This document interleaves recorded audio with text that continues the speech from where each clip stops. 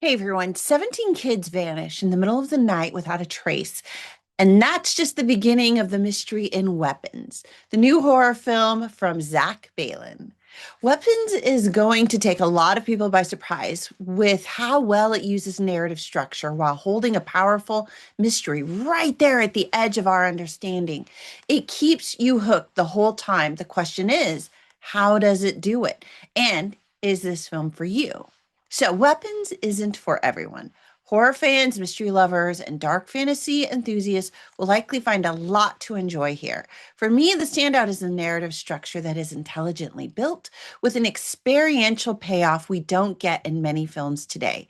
That said, there are some elements that don't work as well as they could, and I'll get to those later. You'll find more problematic moments and the ending in the spoiler section at the end of this review.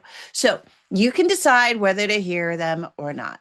I don't normally add spoilers in a review that's brand new, but there are a few things that I can't discuss without discussing them. All right, let's break it down to see if Weapons is a movie you would enjoy seeing in a theater or not. Weapons is set in a small Pennsylvania town where one night at 2:17 a.m., 17 kids from the same classroom walk out of their homes running into the darkness with their arms spread wide and they totally vanish. The film starts a month later at a small town meeting where the principal decides to reopen the school while the community is still reeling from this loss. At the center of the story is Justine, the classroom teacher whose students disappeared, all except for this one boy named Alex. As the only adult connected to the missing children, she becomes the focus of suspicion and the emotional anchor for the story as the mystery really unfolds through a series of shifting characters who each tell their part of the story. Their lives and conflicts spiral together in this slow burn mystery where every interaction matters and each choice pulls us closer to the chilling truth of what actually happens that night. One of the most interesting things about Weapons is how the writer, director Zach Balin incorporated four different narrative structures successfully into this story. The first two-thirds of the film uses this relay narrative that's combined with a cumulative POV structure. The relay structure means that we see the story from one character's perspective before they hand it off to another, and then we see that new person's perspective, and it overlaps slightly with what we've already seen, and then moves the timeline forward toward the climax of the film. Meanwhile, the cumulative approach builds depth, overlapping character perspectives that tell the same part of the story, but from their own point of view. By combining these two narrative styles, we get a very deep story that builds the characters into these compelling people while also advancing the story as it reshapes our understanding of the earlier events. Because we're getting multiple points of view for our different events. This combination of structure naturally kind of pulls the story into a slow burn narrative style. It gets this slow fuse that just kind of burns throughout the film right up to the climax, with each handoff drawing us closer and closer to the truth until we hit the real time and all the different narratives just kind of click into place when all the threads just snap together and the film's pacing shifts into this flash finale where it just reels forward with this mixture of action and these reveals that hit hard and keep moving. The remaining events play out in a series of high speed kinetic bursts of story that create this experiential feel to the film that is really rare today. It's an unusual combination of narrative styles, and the rhythm that they use create this perfect form for momentum in a horror film that really makes the ending feel fresh and unforgettable. All that, and not a single spoiler. It's the kind of structure that keeps you leaning forward, piecing together the puzzle, and then hits you with the finale that makes you feel everything that you have seen. The characters in Weapons are a sharply defined group without bogging things down with heavy backstory. We meet each of them, getting only what we need from them to make the story work. We get Justine, who's the teacher, blamed by some people and pitied by others, And she is determined to find out the truth about what happened. Then there's Archer. He's the grieving father of a missing boy who he just can't let go of. There's Alex, the boy who was left behind. And he's clearly sad and disturbed about something, and he's carrying secrets. Marcus is the principal who's trying to hold the community together while protecting the remaining kids in his care. Paul is the cop caught between friendship, duty, and some very bad decisions that he makes. James is the addict whose perspective adds chaos and who just needs a break that he really never gets. And then there's Gladys. She is the sickly aunt whose presence is quietly unnerving, because don't we all have one of those? Performance-wise, Julia Garner brings honesty and believability to the film as Justine, while Josh Brolin's grief as Archer feels unpredictable and prescient at times. The supporting cast all add to emotional heights as the texture of the film just kind of comes together. And they really help to maintain the quiet tension as the story builds. While the film doesn't directly tie itself to a single real life event, it has an underlying conversation with social issues around the sudden disappearance of large numbers of children from a single town. The visual image of an AR-14 floating above a house during someone's dream with 217 emblazoned on the side of the gun like a digital clock is the one moment that feels really heavy-handed in connecting the story to what it must feel like for a community to deal with the unexpected sudden removal of a huge number of people. The disappearance of the children at a precisely 2:17 a.m. is no random choice, but an intentional decision made to avoid tying the thematic nod to a real-life event. For example, February is the second month of the year, and that's when Sandy Hook's shooting took place. And 17 kids went missing in the film, which echoes the number of dead from the Parkland shooting. Then you tie in the gun imagery, which was totally out of place within this film because there was no gun violence, really, and the conversation with a large-scale community loss becomes so much clearer. Even with its unique structure, the film occasionally leans on familiar horror shortcuts more than it really needed to. There's a recurring clown-like aesthetic tied to one character that appears in both real-world interactions and dream scenes.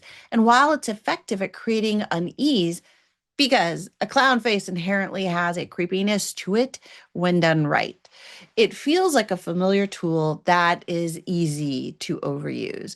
Then there are the jump cuts that are specifically designed to make you jump.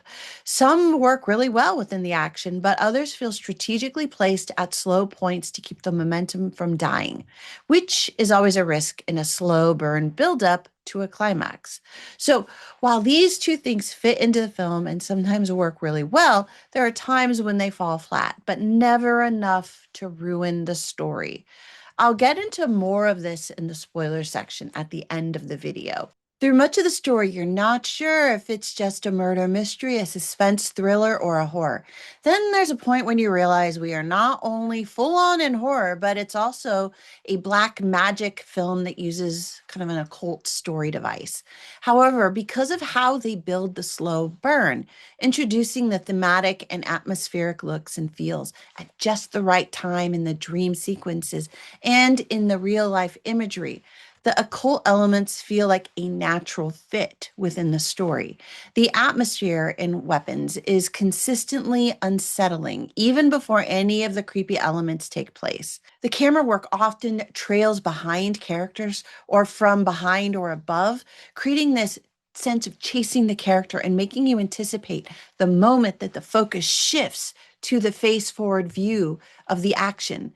They also use tight frames and close-ups to create this intimate, almost claustrophobic feel that is sometimes paired with these flash visuals or the jump scares that are inconsistently used so that you never know when they're going to make you respond.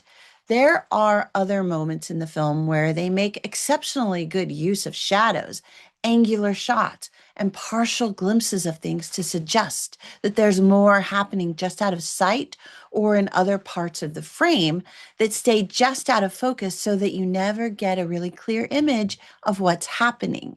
It's a very unsettling cinematic effect, and the result creates these brilliant and unexpected moments of dread that are especially effective. So, is Weapons ticket worthy? I gotta say, for horror fans and mystery lovers, and those who just enjoy the occult in their stories, yes, this narrative structure alone makes it worth seeing. The story in this film is strong and it keeps its own internal logic so that you never feel lost or confused. And despite the slow burn, it keeps your attention the whole time.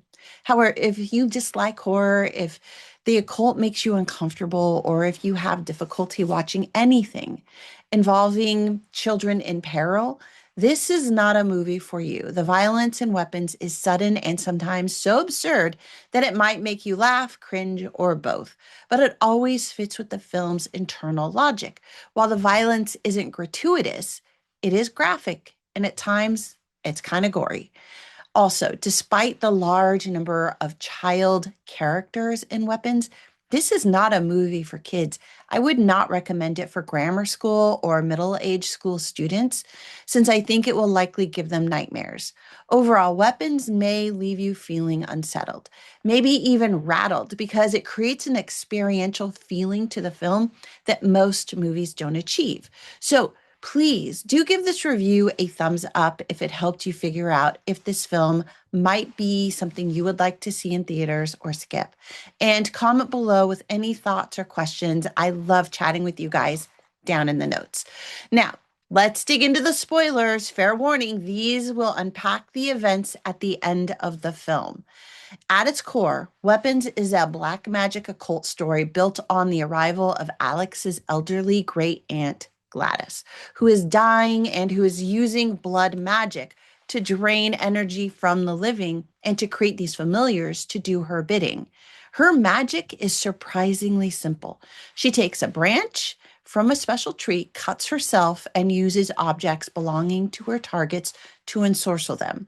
There are no spells or incantations. It's all intent based, pushing her will into the magic to make people act as she wishes. If you watch a lot of horror, the straightforwardness may feel really fresh. If you read a lot of horror, it's less new, but it's so well portrayed in the film that it feels authentic to the story. The one thing that might confuse people is how Alex breaks her spell. We never see her teach him, but she casts right there in front of him enough times that he sees the pattern and he understands it. Branch, blood, object, intent. When it's time to act, he doesn't use a new branch from that tree, which would only ensorcel Gladys. Instead, he uses branches she has already used in order to control the children and the adults under her care. By wrapping her hair around one and smearing it with his own blood and then snapping it, he breaks her existing spells and turns the children against her. That's basically how it works. It's a complex process, but it lines up with every use of her magic that we see in this film. It also happens right at that clicking moment when the storylines kind of lock together. The pacing, already speeding through the series of fights with her familiars, goes fully kinetic as 17 motionless children standing in the dark suddenly launch into action like heat-seeking missiles with their arms spread wide, aimed straight at Gladys, and they tear through anything in their way, crashing through windows, fences, and walls in pursuit. It's absurd, it's frightening, and it's totally unforgettable. The image of the children in motion will stay with you, and that's why I don't think kids should watch this movie. The clown aesthetic I mentioned earlier is directly tied to Gladys, with her garish red wig, her pale white powder on her face, her blue eyeshadow that just seems kind of smeared on her eyelids, and her overdrawn lipstick, which looks like a big red circle around her lips. Yes, some elderly women do wear very bold makeup like this, but rarely with white face powder and a bozo like clown wig. It's a deliberately unsettling choice that feels like a directorial shortcut for horror. I get that there's a psychic pall over the town that could cause the clown like imagery that Gladys creates to seep into people's dreams, but it would have felt more natural if we knew why Gladys chose that look. Is it to appear harmless, to inspire subconscious fear, or both?